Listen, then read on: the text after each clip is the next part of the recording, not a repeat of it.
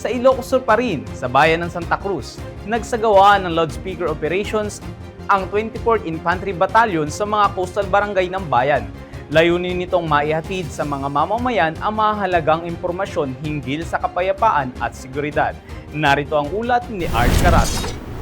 Upang mas lalo pang mapalawig ang kamalayan hinggil sa West Philippine Sea, naglunsad ng loudspeaker operation ang 24th Infantry Wildcat Battalion sa baybaying sakop ng Barangay Mantanas sa bayan ng Santa Cruz, Ilocos Sur, kamakailan.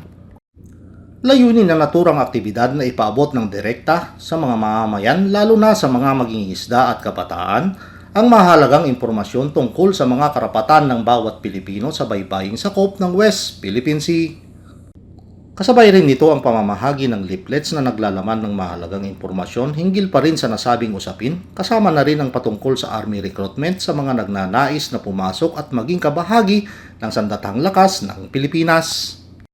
Sa pamamagitan ng mga mensaheng ipinarinig sa mga komunidad sa tabing dagat, ipinaalala ng 24th IB na ang West Philippine Sea ay bahagi ng eksklusibong zonang pang-ekonomiya at kontinental na talampas ng Pilipinas alinsunod sa batas upang mapangalagaan ang mga interes at kaligtasan ng ating mga kababayan sa dagat.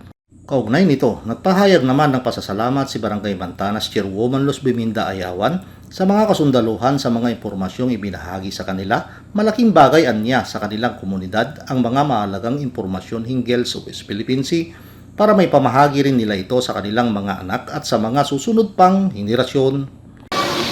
Papasalamat po kami sa 24th IB Infantry Battalion na nakabase po sa Bubuga, Santa Cruz, Ilocos Sur sa pagbibigay po ng informasyon tungkol po sa West Philippine Sea.